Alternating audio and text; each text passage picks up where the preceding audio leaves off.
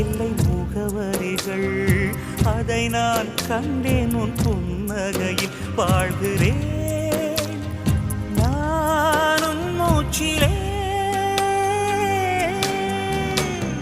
முன் பனிய முதல் மழைய